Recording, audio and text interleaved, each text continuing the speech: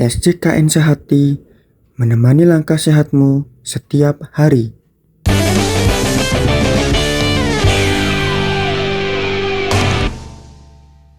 Halo teman-teman semua, selamat datang kembali di podcast JKN Sehati. Di episode kali ini, kita akan membahas topik yang semakin banyak diperbincangkan, yaitu kesehatan mental atau yang biasanya sering disebut dengan mental health, dan bagaimana pentingnya program Jaminan Kesehatan Nasional atau JKN yang diselenggarakan oleh BPJS Kesehatan dalam mendukung layanan kesehatan bagi seluruh peserta JKN. Untuk itu, tentunya aku nggak sendirian, ada seorang narasumber yang ingin berbagi informasi maupun pendapatnya mengenai mental health dan pentingnya jaminan kesehatan di masa yang akan datang. Langsung saja, tanpa berlama-lama, mari kita sambut untuk memperkenalkan diri terlebih dahulu. Hai Kak, halo juga buat teman-teman pendengar podcast JKN Sehati. Baik, sebelumnya terima kasih udah mengundang aku di episode kali ini. Aku senang banget bisa diundang ke sini. Aku Adi Saulia, seorang mahasiswi Stikom Prosia Jakarta yang akan sharing session mengenai kesehatan mental dan peran BPJS Kesehatan untuk menjamin kesehatan di masa yang akan datang. Oke Disa, senang banget kamu bisa bergabung di episode kali ini. Nah, sebelum kita mulai lebih jauh, bisa ceritain sedikit nggak kenapa kamu tertarik untuk ngobrolin tentang kesehatan mental, khususnya kaitannya dengan program JKN yang diselenggarakan oleh BPJS Kesehatan? Tentu Kaiki, jadi aku melihat bahwa kesehatan mental seringkali menjadi aspek yang kurang diperhatikan di masyarakat kita. Banyak orang masih menganggap kesehatan mental sebagai sesuatu yang tabu atau bahkan tidak penting. Padahal, menurut World Health Organization, kesehatan mental adalah bagian integral dari kesehatan secara keseluruhan. Konstitusi WHO menyatakan, kesehatan adalah keadaan kesejahteraan fisik, mental, dan sosial yang lengkap, dan bukan hanya sekedar tidak adanya penyakit atau kelemahan. Implikasi penting dari definisi ini adalah bahwa kesehatan mental lebih dari sekedar tidak adanya gangguan atau disabilitas mental. Nah, di sisi lain, aku juga melihat bahwa BPJS Kesehatan melalui program JKN telah memberikan kontribusi besar dalam menjamin akses layanan kesehatan bagi masyarakat, termasuk layanan kesehatan mental. Ini adalah langkah maju yang sangat penting, apalagi di masa sekarang, di mana tekanan hidup semakin meningkat. Setuju banget, Adisa. Kalau kita lihat, masalah kesehatan mental ini memang semakin banyak dibahas. Beragam faktor individu, keluarga, masyarakat, dan struktural dapat saling berinteraksi untuk melindungi atau melemahkan kesehatan mental seseorang. Meskipun banyak individu memiliki ketangguhan, mereka yang hidup dalam kondisi merugikan seperti kemiskinan, kekerasan, disabilitas, dan ketidaksetaraan lebih rentan mengalami gangguan kesehatan mental.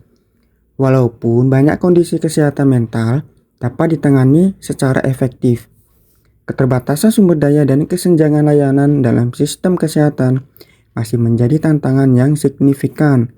Selain itu, layanan yang tersedia seringkali belum memenuhi standar kualitas, sementara individu dengan kondisi kesehatan mental kerap menghadapi stigma, diskriminasi, dan pelanggaran hak asasi manusia. Nah, menurut kamu nih, apa sih yang membuat kesehatan mental itu penting untuk semua orang, termasuk mahasiswi seperti kamu? Bener banget itu. Kalau menurutku, kesehatan mental itu penting karena mempengaruhi cara kita berpikir, merasa, dan bertindak dalam kehidupan sehari-hari.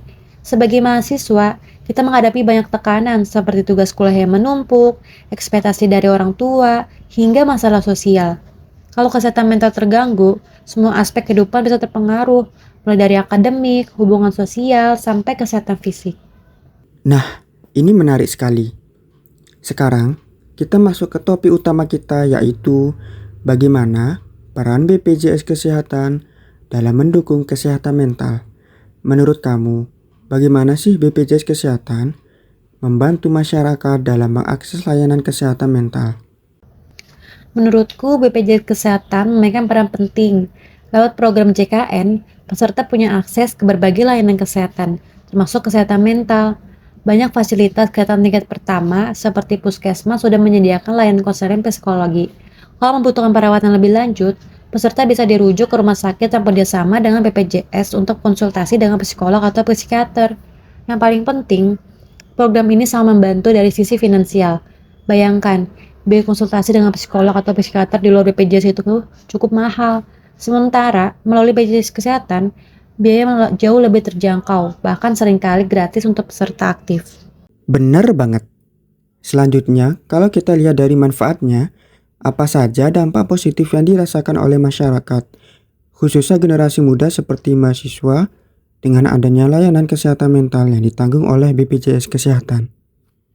Ada banyak, Kak. Pertama, layanan ini membuat kita jadi lebih terbuka untuk mencari bantuan tanpa harus khawatir soal biaya.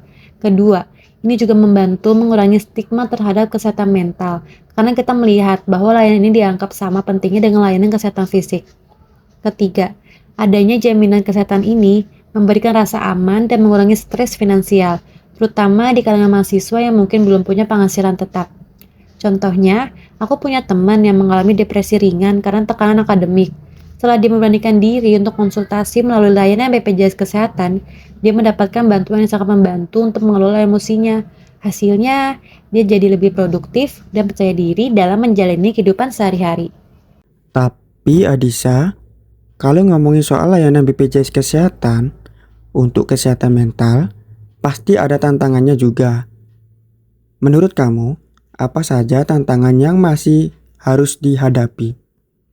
Iya benar Kak, tantangan yang aku lihat pertama, masih kurangnya informasi yang tersedia bagi masyarakat tentang layanan ini. Banyak yang belum tahu bahwa BPJS mencakup kesehatan mental. Kedua, stigma masih jadi hambatan besar. Banyak orang yang merasa malu atau takut dianggap lemah jika mencari bantuan kesehatan mental. Selain itu, ada juga kendala teknis seperti waktu tunggu yang lama atau kurangnya tenaga profesional di beberapa fasilitas kesehatan. Tapi aku yakin, dengan edukasi yang lebih luas dan peningkatan kapasitas layanan, masalah ini bisa diatasi secara bertahap. Setuju banget. Nah, sebagai mahasiswi yang peduli dengan isu kesehatan mental, apa harapan kamu untuk BPJS Kesehatan ke depannya? Aku berharap BPJS Kesehatan terus meningkatkan aksesibilitas dan kualitas layanan kesehatan mental, termasuk menambah jumlah tenaga profesional seperti psikolog dan psikiater. Selain itu, edukasi harus terus digencarkan, baik lewat kampus, media sosial, maupun komunitas, agar semakin banyak yang sadar akan pentingnya menjaga kesehatan mental. Luar biasa sekali, Disa. Tidak berasa ya, obrolan kita sudah sampai sejauh ini. Sebelum aku tutup, kamu ada pesan nggak untuk teman-teman pendengar podcast JKN Sehati? Tentu Kak, pesanku kepada teman-teman pendengar podcast JKN Sehati, kesehatan mental itu bukan hal yang tabu. Jangan takut untuk mencari bantuan jika merasa ada yang tidak beres dengan diri kita. BPJS Kesehatan sudah menyediakan layanan yang bisa diakses dengan mudah. Jadi, manfaatkanlah sebaik mungkin. Ingat, menjaga kesehatan mental adalah investasi untuk masa depan kita yang lebih baik. Wah, terima kasih banyak Adisa atas wawasan dan pengalaman yang sudah kamu bagikan kepada kita semua. Semoga obrolan kita kali ini bisa membuka wawasan teman-teman semua tentang pentingnya kesehatan mental dan jaminan kesehatan di masa yang akan datang. Sama-sama Kak Iki, senang banget bisa berbagi di sini. Mohon maaf sebelumnya jika ada salah kata ataupun salah memberikan informasi. Semoga apa yang kita bahas kali ini dapat memberikan manfaat kepada teman-teman pendengar podcast JKN Sehati. Oke Adisa, sukses selalu ke depannya ya. Dan untuk teman-teman pendengar podcast JKN Sehati, jangan lupa untuk terus menjaga kesehatan baik fisik maupun mental. Sampai jumpa di episode berikutnya.